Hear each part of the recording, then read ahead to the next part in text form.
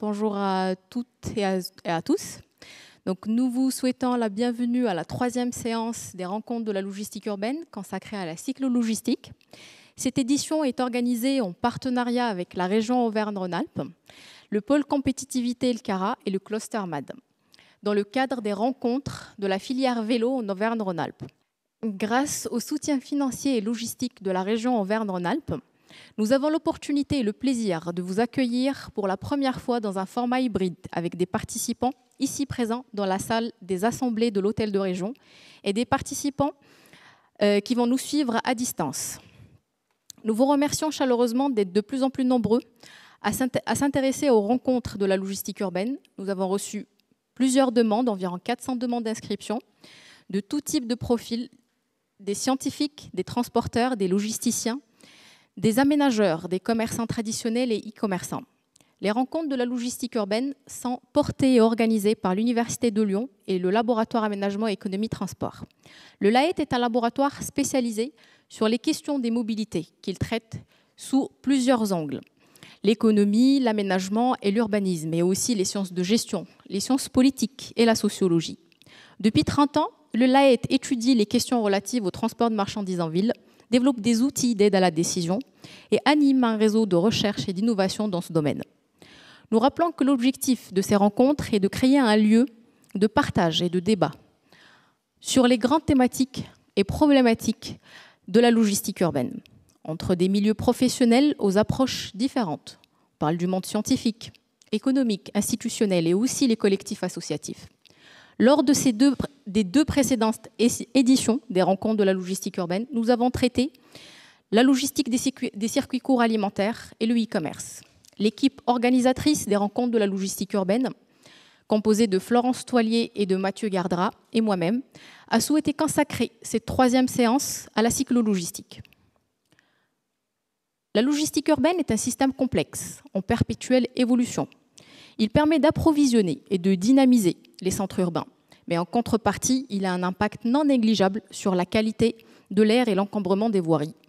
Ce système est responsable d'un tiers des émissions de polluants, de 15 à 20% du trafic routier. Ces externalités négatives ont tendance à s'amplifier avec, entre autres, l'essor du e-commerce, la fragmentation accélérée des flux et les livraisons instantanées. Pour répondre à ces enjeux, plusieurs acteurs politiques et économiques misent sur un transfert modal des véhicules utilitaires, surtout thermiques, en faveur des modes actifs. La cyclo-logistique paraît donc comme une alternative écologique à la camionnette et au camion, et une solution logistique durable, rapide, fiable, facile à mettre en œuvre. Ce mode de livraison connaît un grand succès. Selon l'Union Sport et Cycle, 11 000 vélos cargo ont été vendus en 2020. Soit une augmentation de 354% comparée à 2019. De plus, le contexte politique des dernières décennies bénéficie favorablement au développement de la cyclo-logistique. En effet, plusieurs mesures ont été prises en faveur d'une mobilité propre en zone urbaine, telles que le développement des zones à faible émission dans l'ensemble des agglomérations de plus de 150 000 habitants. La stratégie nationale bas carbone, qui a pour objectif de réduire de 28% les gaz à effet de serre en 2030 par rapport à 2015. Le plan national de la mobilité active pour multiplier par 3 la part du vélo d'ici 2024. Enfin, le plan national de la cyclo-logistique, mis en place par le ministère de la Transition écologique, traduit la volonté du gouvernement d'apporter une réponse au fort développement de la logistique urbaine. Ce plan se décline en plusieurs actions. On retrouve Colis Active pour soutenir financièrement, grâce au certificat d'économie d'énergie, les livraisons par vélo cargo pour une période de 3 ans. On retrouve également Ma Cyclo-entreprise pour faciliter la création de micro-entreprises dans le champ de l'économie sociale et solidaire. On retrouve également Vélogistique pour faciliter le prêt de vélo cargo à assistance électrique pour les professionnels qui souhaitent découvrir leur utilisation. Ce plan prévoit également d'encourager l'exemplarité de la sphère publique, en référence à la place donnée à la cyclo-logistique dans les marchés publics. Le développement des produits d'assurance adaptés, aussi pour faciliter l'accès à des hubs logistiques vélo et pour créer des solutions numériques pour la cyclo-logistique. Au regard de tous ces éléments, La cyclo-logistique représente donc un marché à fort potentiel de croissance. D'où notre choix de consacrer cette 3e séance des rencontres de la logistique urbaine pour traiter ce sujet. Lors de cette séance, nous allons questionner les acteurs urbains et les spécialistes de la distribution urbaine qui sont ici présents avec nous sur l'état de la connaissance de la cyclo-logistique, sur son fonctionnement et sur les flux logistiques urbains captables par ce mode de livraison, et également sur les conditions à réunir pour accompagner son développement sur plusieurs plans, le plan financier, foncier, réglementaire, technique et technologique. Pour discuter de tous ces éléments, nous articulerons la séance comme suit. Nous commencerons par 2 présentations de contexte. Une première présentation de Mathieu Gardra, ingénieur de recherche au LAED, consacré aux enjeux de la problématique de la cyclo-logistique. Une deuxième présentation de David Rincon, qui sera accompagné de Maxime Cadel, pour présenter le projet du laboratoire cyclo-logistique développé sur le territoire lyonnais. S'en suivra un temps d'échange avec les publics en présentiel et à distance, qui réunira en présentiel et à distance via le chat. Ensuite, nous enchaînerons avec une table ronde sur les marchés de la logistique urbaine qui réunira 4 acteurs de l'écosystème de la logistique urbaine. Et nous finirons avec un deuxième temps de questions-réponses, nous rappelant aux auditeurs qu'ils peuvent, à distance, qu'ils peuvent d'ores et déjà poser leurs questions. Nous vous remercions de bien penser à rappeler votre nom et celui de votre structure afin de faciliter l'échange. Je passe donc la parole à Mathieu. Merci Laïla. Tu as 15 minutes et je vais te remercier de les respecter, s'il te plaît. Je vais faire au mieux. Je vais juste vous faire une présentation de cadrage sur ce qu'est la cyclo-logistique, un peu les problématiques qui entourent cette thématique émergente dans le transport de marchandises en ville. Donc, il y aura des éléments chiffrés, des éléments un peu plus qualitatifs, mais qui serviront de socle, on va dire, aux discussions qui suivront dans la table ronde. Des éléments aussi qui auront l'occasion d'être un peu approfondis par la présentation de David, notamment sur les solutions qui sont envisagées en termes de cyclo-logistique. C'est vraiment une présentation d'état des lieux. Je vais commencer rapidement cette présentation par des éléments de définition, comme ça on sera tous un peu à la même page sur ce que c'est, ce qu'on entend nous par cyclo-logistique. Il y a 2 éléments, un élément technique, donc le type de matériel qu'on utilise, c'est très basique. Alors c'est vrai qu'aujourd'hui on est dans un salon qui est consacré à ça, donc c'est peut-être pas forcément quelque chose de nouveau pour vous, mais au moins pour les personnes qui sont à distance et qui nous regardent, des éléments de définition. Donc, c'est quoi cyclo-logistique d'un point de vue matériel? Donc, c'est par définition une propulsion qui est humaine. On utilise 2, 3, 4 roues, avec ou sans assistance électrique. Pour pas qu'un véhicule de cyclo-logistique ne soit pas considéré comme un véhicule électrique, il y a une réglementation qui indique que donc le fonctionnement de l'assistance doit se faire nécessairement avec le fonctionnement par pédalage, une vitesse qui est limitée à 25 km/h et une puissance inférieure à 250 watts, avec des charges qui peuvent se faire à l'avant, à l'arrière, voire même latéralement. Donc voilà pour les éléments qui sont plus techniques. Fonctionnellement, la cyclo-logistique, elle recouvre toute une variété de pratiques qui ne sont pas que de la distribution de marchandises, on va dire par les opérateurs de transport et de logistique. Ça concerne à la fois les flux inter-établissements, donc entre les activités économiques, l'e-commerce, le B2C. On considère aussi, nous, dans le transport de marchandises en ville, que finalement, nos déplacements, les déplacements d'achat des ménages, ça fait partie de la logistique. Et donc, la cyclo-logistique a aussi sa pertinence sur ce segment-là. Et toute une variété d'autres déplacements qui sont des déplacements professionnels, évidemment l'artisanat, les services, et également les chantiers et les déchets. Voilà pour ces éléments de définition. Pour aller un petit peu plus sur les différentes formes que peuvent prendre ces différents matériels de transport. Voici affiché sur la présentation les différentes formes de cycles que l'on peut avoir. Donc là, vous voyez déjà l'ampleur, on va dire, des solutions techniques qui sont proposées aujourd'hui par les différents constructeurs. On va des charges qui peuvent être très petites à des volumes et des niveaux de charge qui sont beaucoup plus élevés. Pour vous donner aujourd'hui un état des lieux, alors ce sont des chiffres qui commencent à dater un petit peu, mais qui vous donnent un peu l'idée de ce que représentent aujourd'hui les 2 roues non motorisées dans les flux urbains de marchandises. Alors les échelles sont un petit peu petites. Aujourd'hui, les cycles suivant le type d'agglomération, on se situe entre 1 et 3-4% du nombre d'opérations qui se déroulent en milieu urbain. Évidemment, plus on est en milieu dense, plus on retrouve ces cycles de manière présente dans les centres. Donc, par exemple, vous voyez que dans le centre de Bordeaux ou de Paris, donc ce sont des chiffres qui sont issus de nos enquêtes transport de marchandises en ville, on est plutôt de l'ordre de 3 à 4% de part des deux roues non motorisées. Et d'un point de vue global, au niveau de l'agglomération, que ce soit l'agglomération de Bordeaux ou l'agglomération de l'Île-de-France, on est vraiment à quelque chose qui est assez peu représentatif. Alors, ça pèse très peu dans les activités logistiques. En comparaison de tout ça, aujourd'hui, les véhicules utilitaires légers, si on regarde vraiment dans les hypercentres, les véhicules utilitaires légers, eux, représentent encore 75% des opérations. Donc il y a encore une grande marge de progression à ce niveau-là. Effectivement, on voit que ce marché de la cyclo-logistique, en tout cas du matériel, lui, il est en plein dynamisme.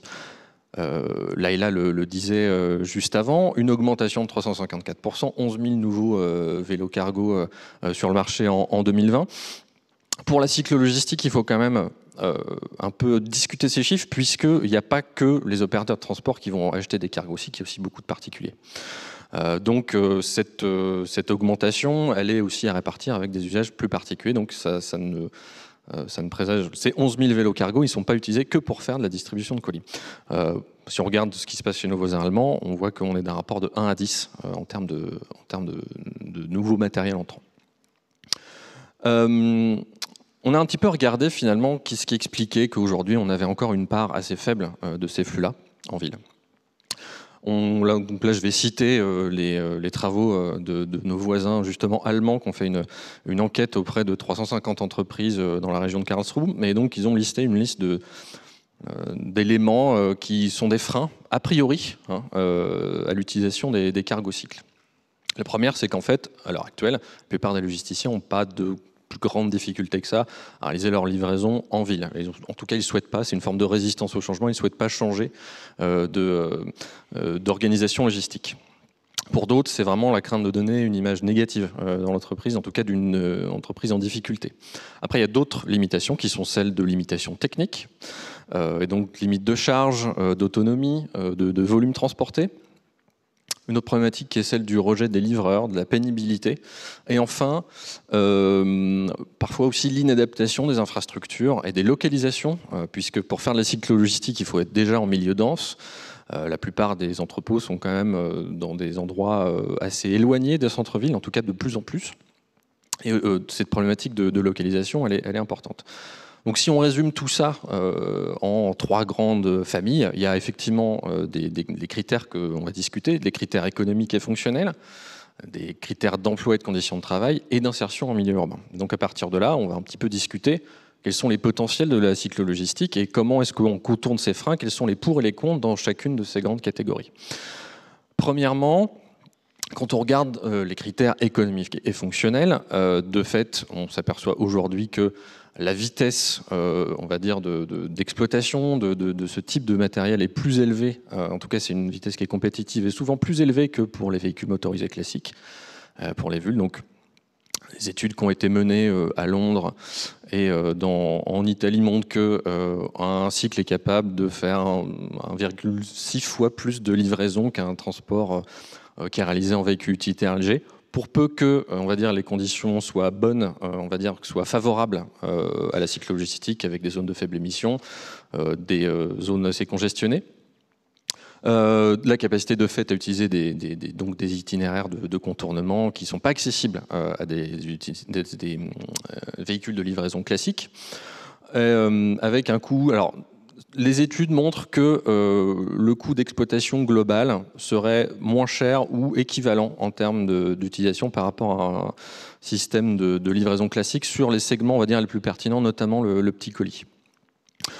Ce qui est souvent aussi évoqué en termes de limites, c'est les problématiques techniques qui sont celles de la réfrigération une capacité d'emport moindre et de fait un usage plus intensif de ressources humaines. On a besoin d'un peu plus de livreurs pour faire la même quantité de livraison que sur un véhicule utilitaire léger.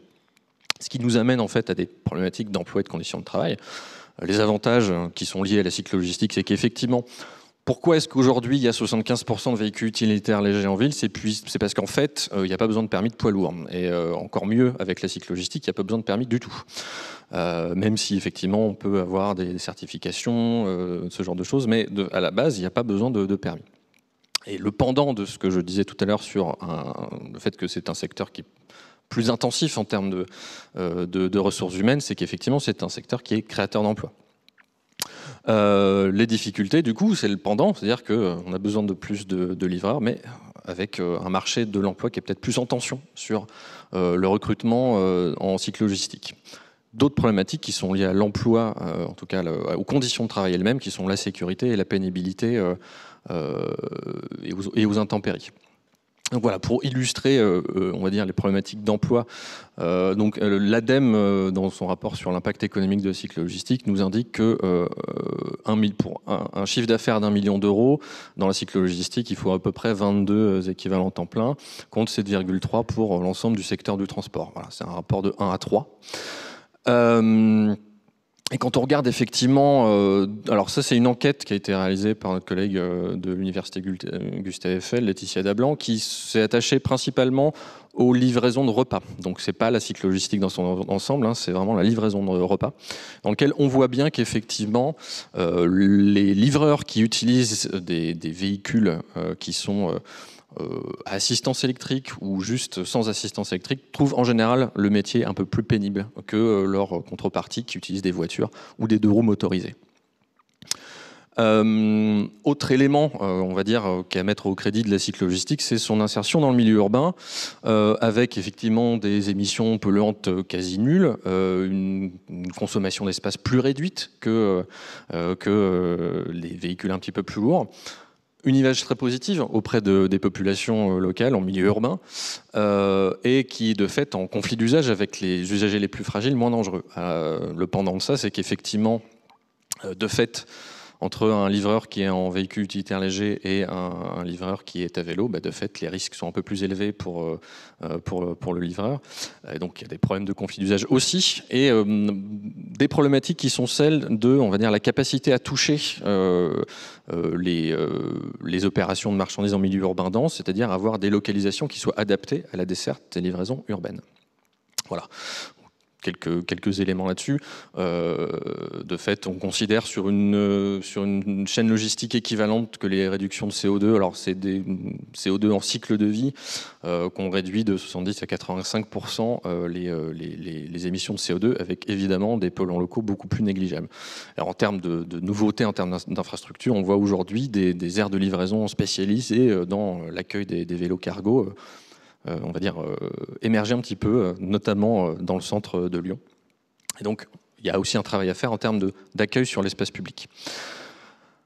Si on prend un petit peu tout ça, et alors aujourd'hui, selon les différentes études, on a essayé de faire un travail pour résumer un peu quel était le marché captable en termes de flux logistiques.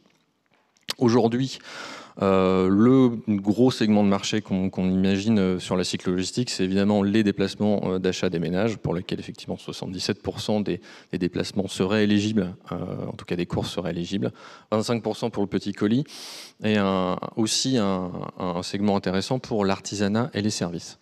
On a, nous aussi, de notre côté, tenté de modéliser. Alors, on a utilisé des modèles de simulation, et on est arrivé à on va dire, une fourchette, un intervalle de confiance, qui, en sélectionnant différents critères de proximité et de type de marchandises, donc plutôt des marchandises de type produits manufacturés classiques, des conditionnements en carton et des volumes qui sont inférieurs, on va dire, à 2 mètres cubes, on arrive à peu près entre 23 et 57% des opérations éligibles quand on joue sur ces différents critères. Je ne vais pas plus rentrer que ça dans les détails, ce serait un petit peu trop long à expliquer. Ce que On peut mentionner, c'est qu'à l'heure actuelle, on est impliqué dans un projet qui est porté par le LAET, mais financé par le LABEX IMU, dans lequel, effectivement, c'est un projet qui s'appelle le projet Livron, dans lequel on va faire du recueil de données sur Twitter, voir un petit peu la représentation que les gens ont de la cyclo-logistique, faire des enquêtes auprès des opérateurs et faire des scénarios de développement de la cyclo-logistique afin de discuter finalement ces différents chiffres que l'on voit aujourd'hui, sur lesquels on n'a absolument aucune certitude. C'est difficile de dire aujourd'hui, on n'a pas de boule de cristal pour nous dire à combien on sera demain. Cependant, voilà, on travaillera avec le 107 pour faire en sorte que les choses changent un peu. Pour accompagner ces éléments pour le développement de la cyclo-logistique, plusieurs leviers d'action qui se font à l'échelle nationale puis à l'échelle locale. On a effectivement le plan national pour le développement de la cyclo-logistique, Laïla l'a déjà évoqué, les lois climat et résilience, les plans effectivement aussi au niveau des collectivités, plans national pour les achats publics durables, donc pour inciter au changement de flotte de véhicules au sein des collectivités territoriales. D'une manière plus locale, on voit aujourd'hui avec l'émergence des zones de faible émission, l'encouragement vers un transfert modal donc dans ces politiques-là pour limiter en fait et rendre plus compétitifs, on va dire un petit peu artificiellement, les véhicules, le cyclo-logistique par rapport aux véhicules utilitaires légers. Donc la réglementation des horaires, des accès à certaines zones et de certains itinéraires.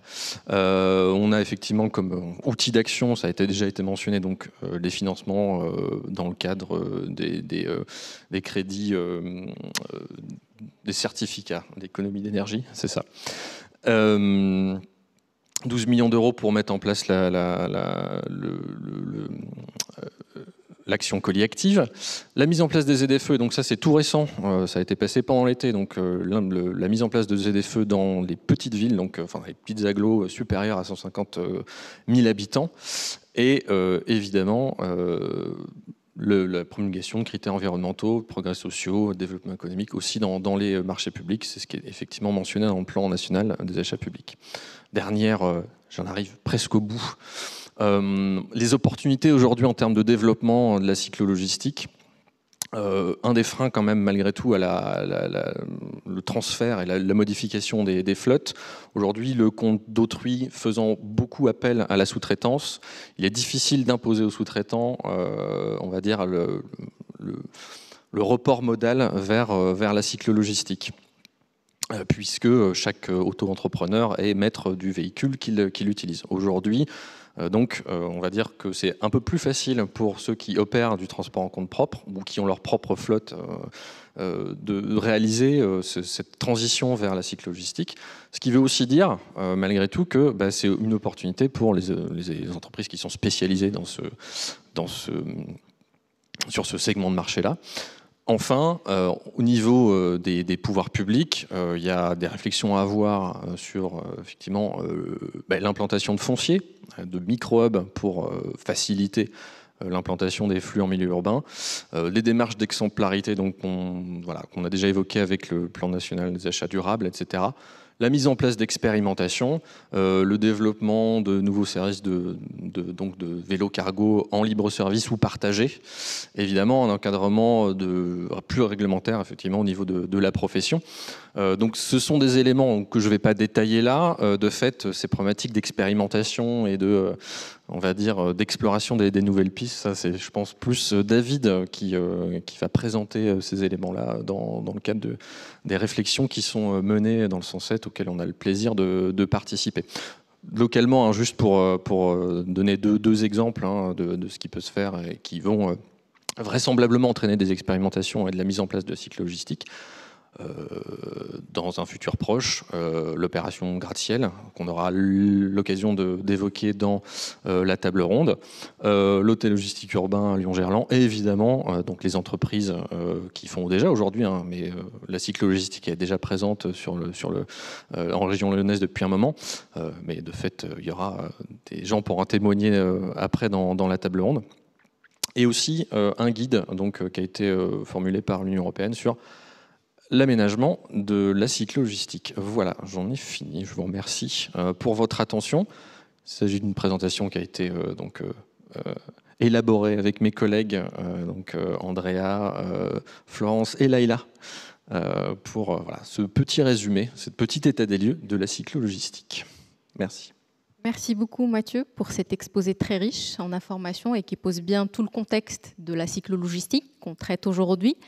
Donc en prévision de la séance d'échange avec le public, je tiens juste à préciser que les auditeurs à distance peuvent continuer à envoyer leurs questions parce que les premières questions arrivent, mais qu'on va les traiter juste après l'intervention de David et Maxime. Donc David, c'est à toi. Allô. Merci Leïla. Bonjour. Tout d'abord, j'ai un petit accent, donc ça vient de la Colombie, donc c'est pas évident. Il y a des mots qui sont pas très clairs, donc je m'excuse en avance. Je vais essayer d'être le plus clair possible. Et donc pour parler du Lao Sunset, la présentation il déroule. Merci.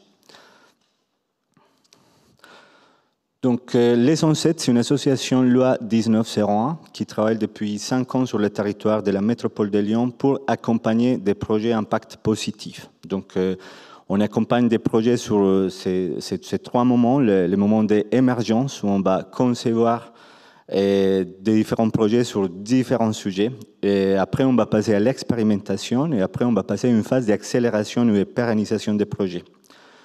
Et pour faire ça, donc on a un outil qui s'appelle les laboratoires d'innovation sociale. Qu'est-ce qu'on fait dans les laboratoires? On va mobiliser les acteurs concernés, des acteurs publics, des acteurs privés, des associations, des entrepreneurs, pour réfléchir ensemble à une problématique. Aujourd'hui, on a plus de 10 labos différents. Et on travaille l'économie circulaire dans la filière textile, on travaille l'accès aux aides sociales, on travaille la précarité énergétique ou encore la fracture numérique en santé. Donc, à partir d'un sujet clé, d'une problématique peu ou mal traitée, on va mobiliser les acteurs et on va réfléchir ensemble. Donc, depuis 3 ans, on développe les laboratoires. Et aujourd'hui, on est sur notre 10e lao. Donc, dans ce cadre, on a identifié la logistique du dernier kilomètre, la cyclo-logistique, comme un enjeu clé pour le territoire.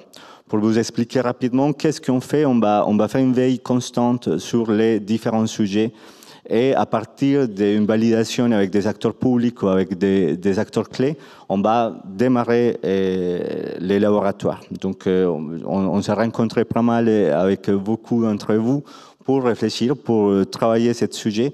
Et je vous présente un peu rapidement la démarche. On fait une analyse des besoins où, basiquement, on va travailler, par exemple, avec l'information qui vient de nous présenter Mathieu, on va travailler avec les retours de terrain, de l'expérience terrain, et des acteurs cyclo-logistiques. On va travailler avec les acteurs publics aussi et ces enjeux.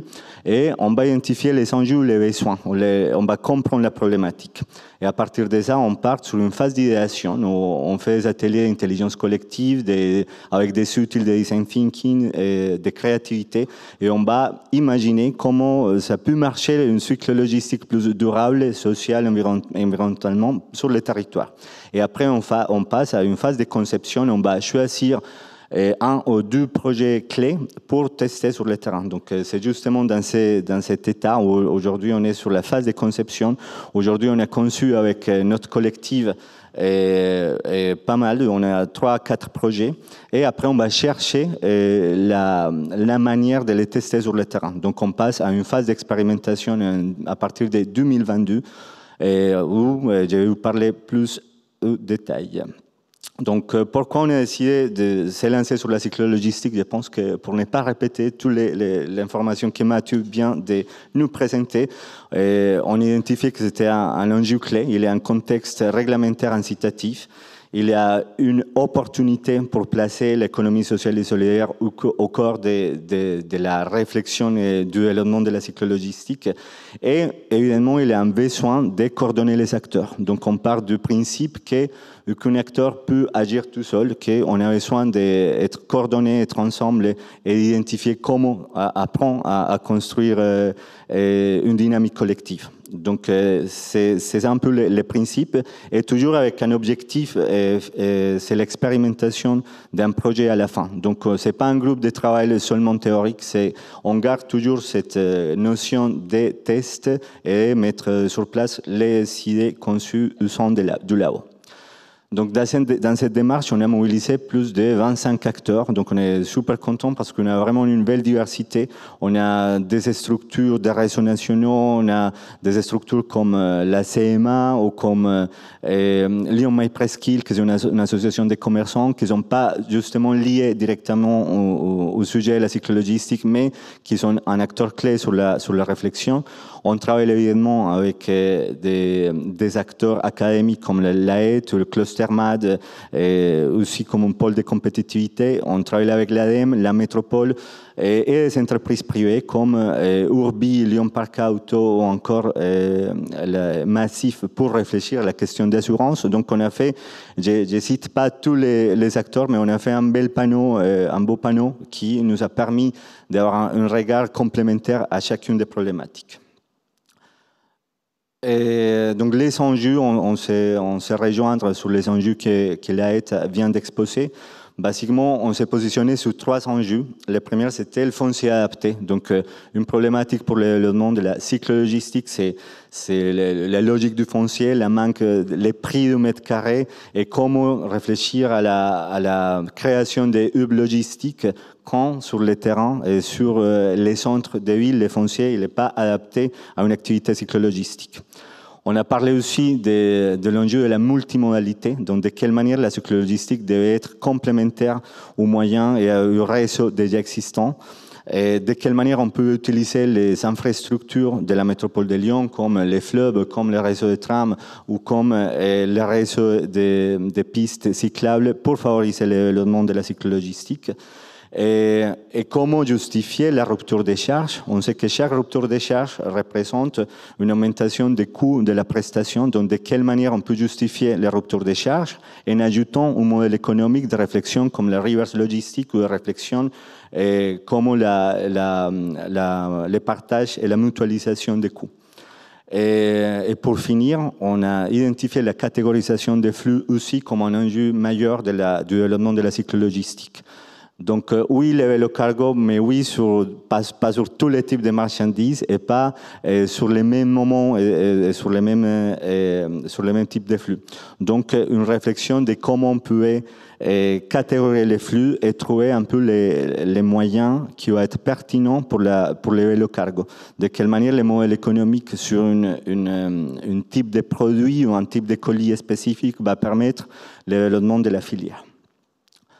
Et donc pour finir, aujourd'hui on est sur 5 projets qui sont en état projet, mais qui se lient à 3 opportunités d'expérimentation. Et donc je vais vous parler rapidement, je resterai jusqu'à 20h si je commence à parler de chaque projet, mais basiquement on a un premier projet autour de la logistique mobile, donc de quelle manière on peut imaginer des espaces de logistique qui ne vont pas être fixes. Et c'est des projets qui ont été testés à Paris ou en Allemagne ou encore à Londres.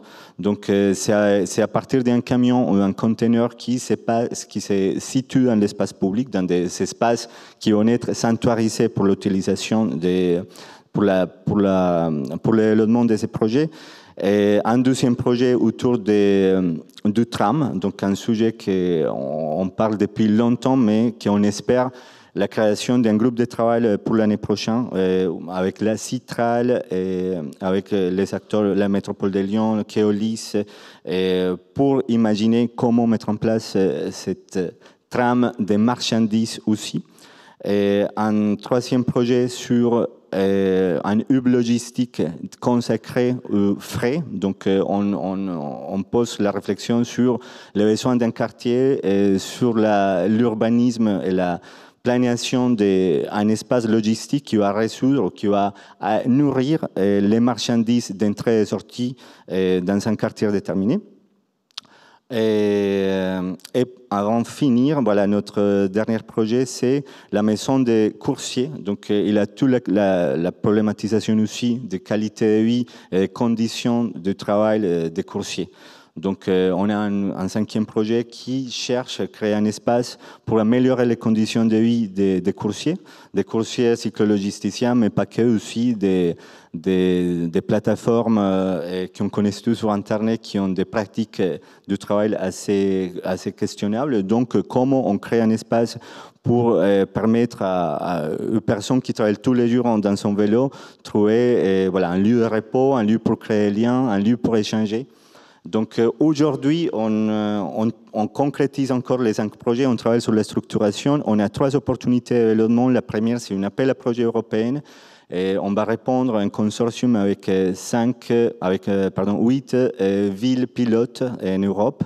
Donc, on a Lisbonne, par exemple, Manchester ou Saint-Sébastien, donc des villes qui vont tester en parallèle avec nous dans le cadre de cet appel à projet. Et donc, une belle opportunité pour les structurer et pour financer aussi les expérimentations.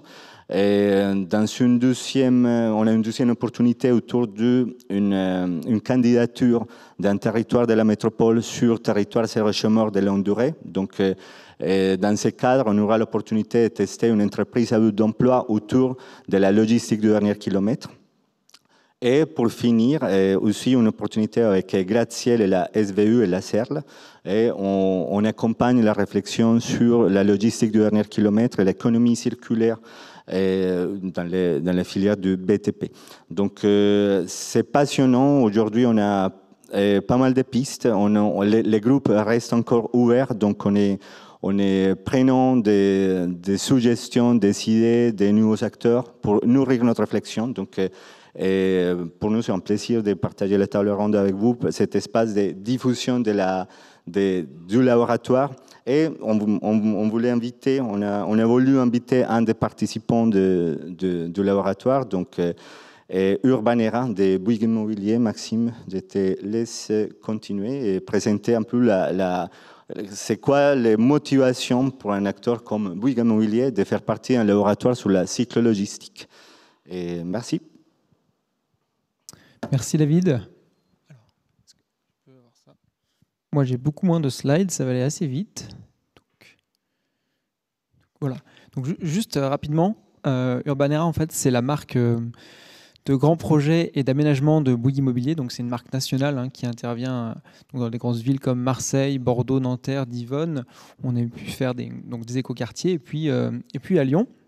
Et donc notre enjeu, c'est de répondre aux nouvelles aspirations sociétales, à l'appétence des usagers de la ville pour ces nouveaux usages.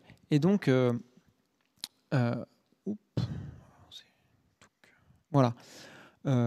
Rapidement, en fait, en plus de cette démarche nationale, à Lyon, en fait, et à l'échelle locale, on intervient dans plusieurs projets, plus que le 107. On a par exemple un fonds d'investissement qui s'appelle Bird, qui a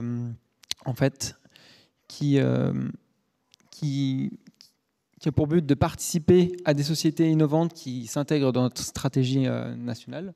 Donc l'intérêt d'être au 107, c'est de chercher ce type d'acteur qui peut être intéressant pour nous. Plus prospectif sur la ville et sur l'espace public, on intervient par exemple sur le festival Lyon Design, qui propose en fait des expérimentations de mobilier urbain. Et le 107, en fait, on intervient en tant qu'administrateur. Donc, on a le sujet de la vélogistique, mais on en a d'autres. On a les différents programmes d'accélération. Et j'ai mis ici en exemple, par exemple, un projet que l'on a mis en place, un projet d'urbanisme transitoire. Et rien que sur ce projet d'urbanisme transitoire, on a 3 des acteurs sur les, je ne sais pas combien, en tout, on va avoir à peu près 10, en fait, qui sont connectés avec le 107. Je pense par exemple au collectif Tresse, à Ma Ville Verte et à Sans Façon, qui interviennent dans des sujets un petit peu différents.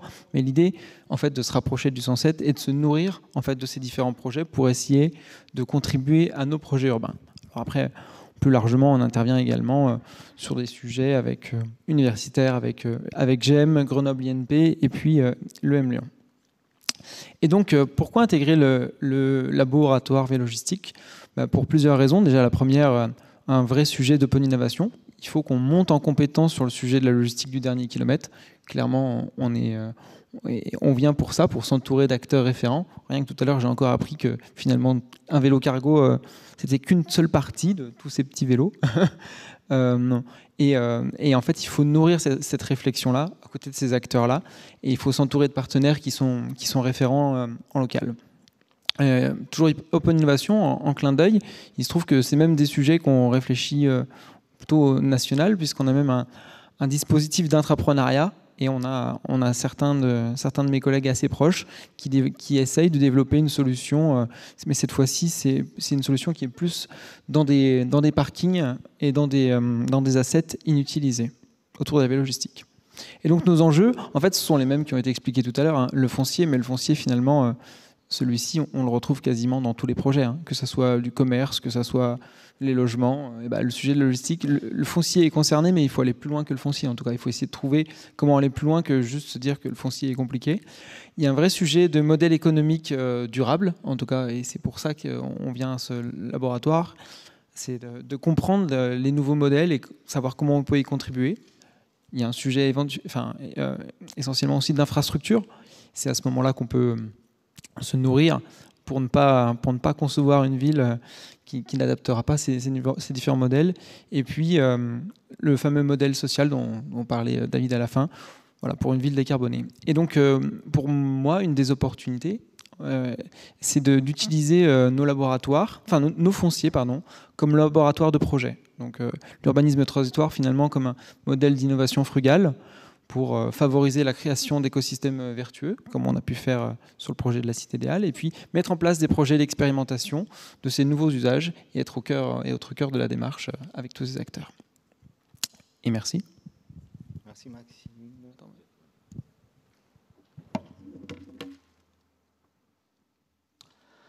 Et voilà, et pour finir, donc aujourd'hui, notre réflexion a des pistes de développement intéressantes, comme je viens de parler, on répond à des appels à projets, on travaille en partenariat avec des acteurs, mais surtout, on a listé voilà, les 5 pistes. La première, c'est l'intégration de la cyclologistique sur les plans d'aménagement public. Donc, c'est vraiment, la cyclologistique doit être en cohérence avec la réflexion de la ville, la réflexion de l'espace public, la réflexion sur les zones de déchargement, sur les espaces pour les ruptures de charge, sur les hubs urbaines. Une deuxième axe, c'est comment la ville accueille et favorise les activités de dernier kilomètre. Et la ville, dans un sens beaucoup plus large, c'est l'acteur public avec la réglementation, c'est aussi les citoyens à partir d'une sensibilisation au sujet. Et aujourd'hui, on parle de tous les dégâts des petites camionnettes, des camions qui font des bouchons, qui font de la congestion, qui polluent. Et c'est quoi la nouvelle place de la cyclologistique? De quelle manière on va sensibiliser aussi les habitants et les piétons pour cohabiter dans l'espace public avec de plus en plus de vélos cargo? De quelle manière on va sensibiliser aussi les cyclologisticiens et les conducteurs de vélos? On se retrouve tous aussi avec nos vélos pour aller au boulot et on va être tous ensemble dans cette réflexion de comment sensibiliser, accompagner cette transition. On parle de la mutualisation des compétences et des savoir-faire au service de la décarbonisation. Donc, ce n'est pas seulement la livraison, on parle d'un profil beaucoup plus large où on va parler du stockage des marchandises, on va parler des modèles d'entrepreneuriat, on parle des réseaux de commerçants aussi, on parle de l'idée de créer un grand frigo ou une adresse unique pour les livraisons des zones de restaurateurs, par exemple, qui sont livrées tous les jours et qu'aujourd'hui, on peut imaginer, pourquoi pas centraliser dans un hub logistique, restauration, les commandes d'un quartier donné. Pour exemplifier comment la cyclologistique peut devenir un outil au service de la politique alimentaire territoriale. Donc, on parle aussi des circuits courts, on parle des bio, on parle de plus en plus des citoyens qui sont déjà conscients sur leurs achats de nourriture. Donc, pourquoi pas favoriser cet écosystème où cet sujet où les personnes sont déjà sensibilisées et entrant en lien avec une politique beaucoup plus coordonnée. Et pour finir, la logistique inverse, donc toute la question des déchets aussi, ça fait partie du modèle économique, d'un nouveau modèle économique qu'on essaye d'explorer avec des acteurs de la récupération des recyclages des déchets et comment on imagine les flux entrants et sortants un lien à la cyclo-logistique. Et donc ça, c'est un peu aujourd'hui les pistes qui nourrissent les différents projets qu'on est en train de structurer.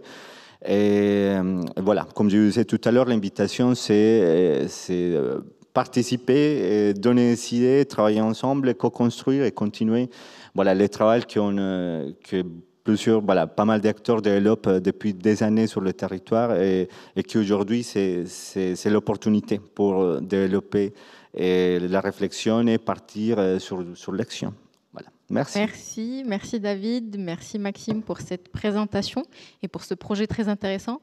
Donc, je rappelle juste aux participants, à l'ensemble des participants en présentiel et à distance, que cet événement est enregistré et qui sera mis à disposition de l'ensemble des inscrits très prochainement. Donc là, on va passer à la première séance des questions-réponses. Et puis, je pense que David a fini avec une ouverture, mais qui pose aussi des questions à laquelle on va tenter aussi de répondre en grande partie.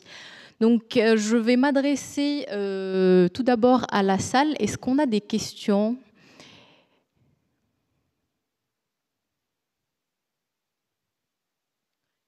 S'il n'y a pas de questions dans la salle, on va passer. On a reçu des questions des participants à distance. On a une première question pour Mathieu, donc de Romain Barbet, qui dit « Si on a plus de 60% de productivité, comme à Londres, pourquoi a-t-on besoin davantage de livreurs ?»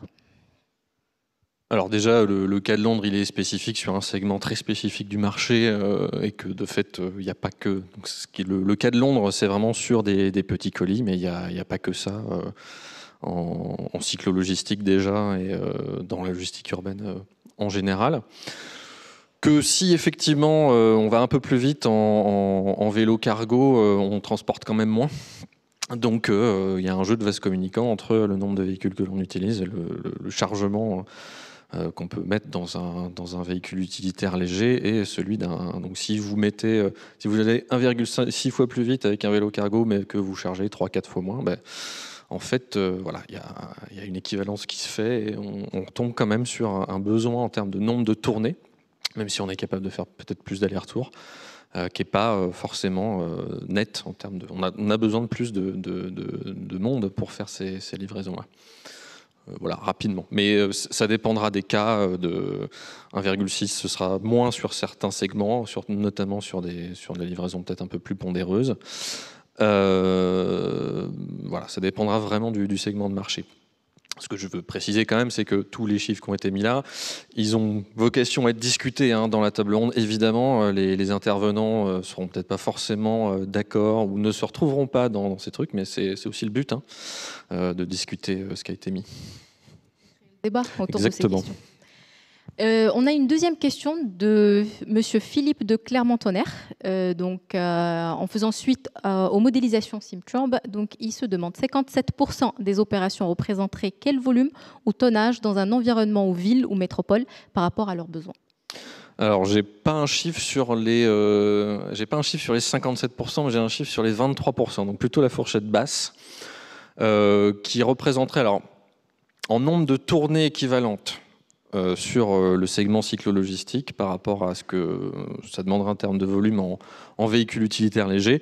En fait, il faudrait 2,6 fois plus de tournées voilà, pour faire un volume équivalent. 2,6, on peut arrondir à 3.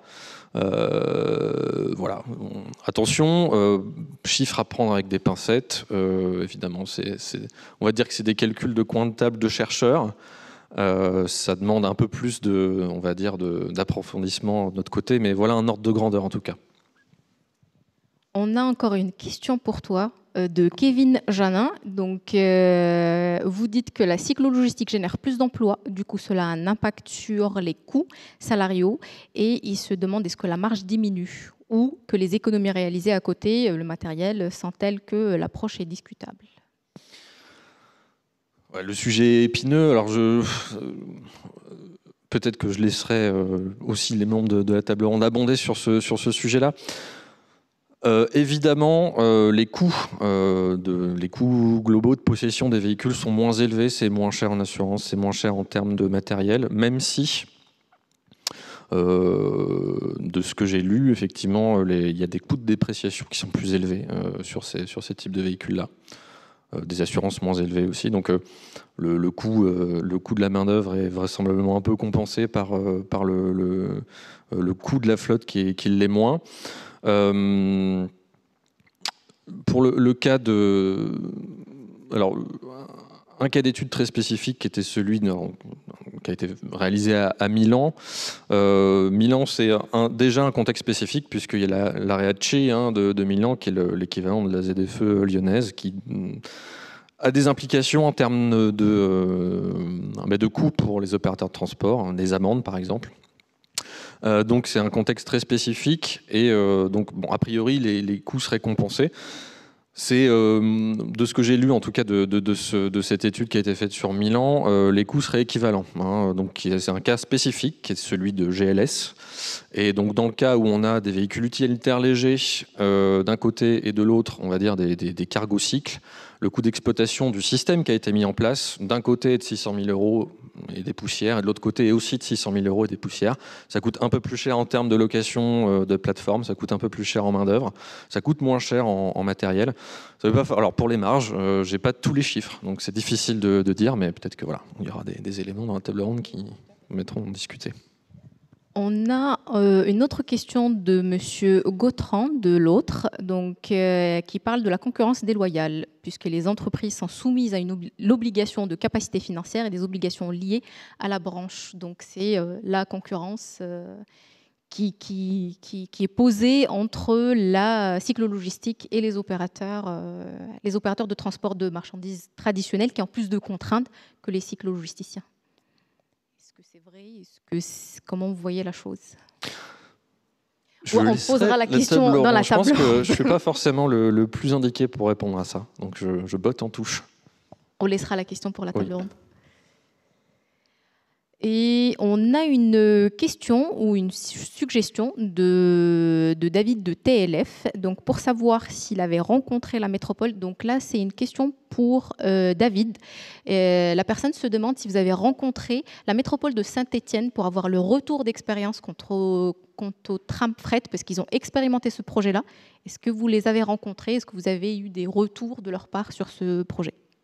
Et oui, nous avons rencontré la métropole de Saint-Étienne et l'entreprise qui a accompagné l'expérimentation, Urban City. Les noms se m'échappent dans ces moments, mais oui, on a échangé avec eux, on a eu un retour d'expérience très intéressant, surtout ce type de projet ont besoin d'un soutien politique de certaine manière, d'un soutien du SIER pour faire un investissement, pour l'accompagner. Il a eu un retour intéressant sur la mise en place du projet, mais après sur le portage, la gouvernance et voilà, le portage entre l'acteur public et l'acteur privé, il a eu des différences, mais c'est pour ça qu'aujourd'hui on peut réimaginer, lancer la question et commencer la réflexion sur la métropole de Lyon, mais on a eu un retour du pilote de Saint-Étienne. Parce qu'on sait que déjà pour les projets de tram fret, il y a beaucoup de contraintes techniques, mais il y a aussi des contraintes financières, parce que ce sont des projets qui coûtent très cher. Donc je vais encore demander à la salle s'il y a des questions. N'hésitez pas à lever la main. Donc moi j'ai une question pour vous, David, pour le projet de l'intelligence collective autour de la cyclo-logistique. Est-ce que c'était facile de regrouper des gens autour de la thématique et de trouver les bons interlocuteurs pour réfléchir ensemble sur ce projet-là? En principe, on va dire que le plus simple, c'est les motiver à participer. Après, les faire rester, c'est un autre enjeu. Et l'engagement, surtout sur ce type de sujet où il y a des acteurs privés qui ont des priorités, simplement suivre son business. Et quand on mélange un peu un enjeu territorial avec un modèle économique ou des questions des acteurs privés, il a toujours cet enjeu à passer sur la liberté de proposer, sur les partages des idées, sur voilà, les enjeux privés que je comprends tout à fait sur la concurrence, sur le développement économique. Donc c'est pas évident, mais une fois, je pense qu'on a créé cet écosystème ou cette ambiance de confiance et d'échange, Et je pense que c'est plus facile. Après, sur l'expérimentation, il y a un autre enjeu à surpasser, c'est finalement le portage, parce que tous les projets qu'on va concevoir doivent être portés, notamment par des acteurs de terrain. Donc les 107 restent sur un rôle des facilitateurs, d'évaluateurs, mais c'est les acteurs qui ont les connaissances et l'expertise terrain qui ont porté. Donc les défis, c'est surtout mutualiser les connaissances, les compétences et dire voilà, c'est bien comment. Une représentativité dans les groupes de travail. Et justement, on a une question par rapport à ça. Est-ce que les chauffeurs-livreurs sont représentés dans le groupe de travail? On a des entreprises de cycle logistique de dernier kilomètre qui ont des livreurs de dernier kilomètre, mais on reste sur la distribution des marchandises. Donc la participation des distributeurs des livraisons alimentaires avec les plateformes qu'on connaît, elles sont pas représentées. On a décidé de se focaliser sur la logistique du dernier kilomètre des marchandises et pas des repas ou pas des distributions alimentaires. Donc, mais cependant, il y a le projet La Maison du Vélo Coursier, par exemple, c'est un projet qui cherche à améliorer les conditions de travail pour ce type de livreurs qui ont des emplois et très, très précarisés. Très bien. Donc là, on a une autre question sur le tram fret. On se demande si le syndicat CGT des cheminots de la Guillotière fait partie des propositions, fait des propositions à ce propos dans le 7e arrondissement. Voilà, pour l'instant, j'ai clarifié qu'aujourd'hui, on est sur la volonté de lancer un groupe de travail pour imaginer les trams fret sur la métropole. Donc, on n'est pas vraiment ni sur une phase opérationnelle, ni sur un projet ponctuel. Donc, aujourd'hui, c'est quoi les facteurs qui sont favorables à la réflexion? C'est la Pardue, la SPL Pardue, où il y a aussi une réflexion sur la logistique, sur le développement des projets pour réfléchir à la distribution, à la logistique du futur. Et la présence, il y a deux fonciers, il y a des fonciers à la Pardue, plus les trams, plus des acteurs économiques derrière la chaîne. Donc, c'est ça qui permet aujourd'hui de parler. Mais c'est justement une réflexion qui va commencer en 2022 de c'est quoi les conditions et c'est quoi le type de projet qu'on devrait imaginer pour le territoire. Et si on parle des collectivités, vu qu'elles sont aussi présentes dans le groupe de travail, est-ce qu'on évoque le sujet de la réglementation qui serait un peu favorable à ce type de solution, vu qu'ils proposent de décarboner la ville en quelque sorte et d'atteindre les objectifs des collectivités? Notamment sur la fin du LAO, on doit faire une note conjointe d'opportunités. On va présenter les différents projets et aussi des sujets comme la réglementation. Aujourd'hui, on est sur un groupe de travail qui propose plus des expérimentations de terrain que des modifications à la réglementation ou à la loi. Cependant, nous pourrons, à la fin, sur notre note de recommandation, faire des retours aux décideurs publics, à l'administration, pour parler des sujets qui sont sensibles et qui sont quotidiens aux acteurs de la cycle logistique. Très bien. Merci Mathieu, merci David, merci Maxime. Donc on a fini notre première partie de la séance d'aujourd'hui, des présentations, et on passera dès à présent à la table ronde. Et je vais donc vous dire au revoir, à tout à l'heure.